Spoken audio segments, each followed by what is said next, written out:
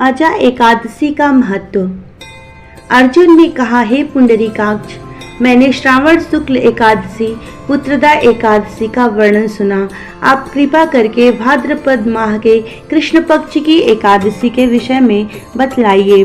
इस एकादशी का क्या नाम है और इसके व्रत का विधान क्या है और इसको करने से किस फल की प्राप्ति होती है। श्री कृष्ण ने कहा, हे कुंती पुत्र, भाद्रपद माह के कृष्ण पक्ष की एकादशी को अजा एकादशी कहते हैं। इस व्रत को करने से सभी पाप नष्ट हो जाते हैं। इस लोक और परलोक में मदद करने वाली इस एकादशी व्रत के समान दूसरा संसार में कोई व्रत नहीं है। अजा एकादशी व्रत कथा। पौराणिक काल में भगवान श्री राम के वंश में अयोध्या नगरी में एक चक्रवर्ती राजा हरिश्चंद्र नाम के एक राजा हुए थे। राजा अपनी सत्यनिष्ठा और ईमानदारी के लिए प्रसिद्ध थे। एक बार देवताओं ने इनकी परीक्षा लेने की योजना बनाई।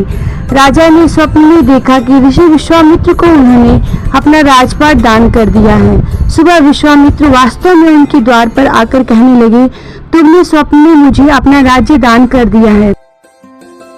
राजा ने सत्यनिष्ठ व्रत का पालन करते हुए संपूर्ण राज्य विश्वामित्र को सौंप दिया।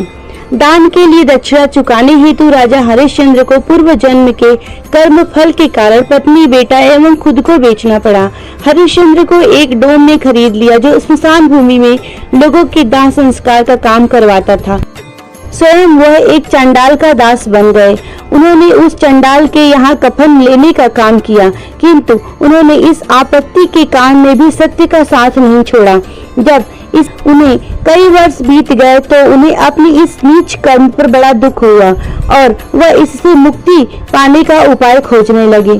वह सदैव इसी चिंता में रहने लगे कि मैं क्या करूं, किस प्रकार इस नीच कर्म से मुक्ति पाऊं।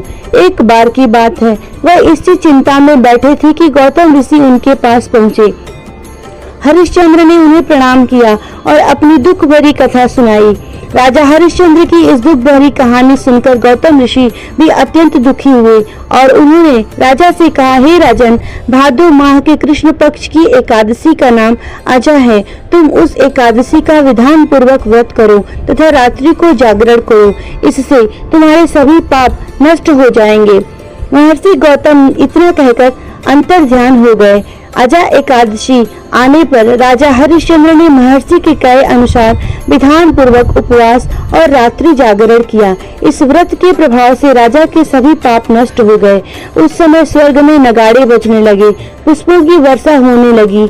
उनके सामने ब्रह्मा, विष्णु, महेश तथा देवेंद्र आदि देवताओं को खड़ा पाया। उन्होंने अपने मृतक पुत्र को जीवित तथा अपनी पत्नी को राजसी वस्त्र तथा आभूषणों से परिपूर्ण देखा।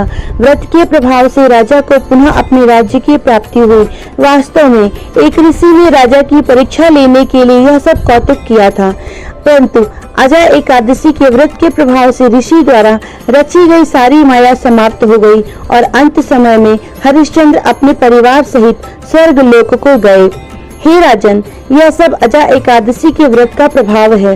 जो मनुष्य इस उपवास को विधि पूर्वक करते हैं तथा रात्रि जागरण करते हैं, उनके सभी पाप नष्ट हो जाते हैं और अंत में वे स्वर्ग को प्राप्त करते हैं। इस एकादशी व्रत की कथा के श्रवण मात्र से ही अश्वमेध यज्ञ के फल की प्राप्ति होती है। जय श्री हरि।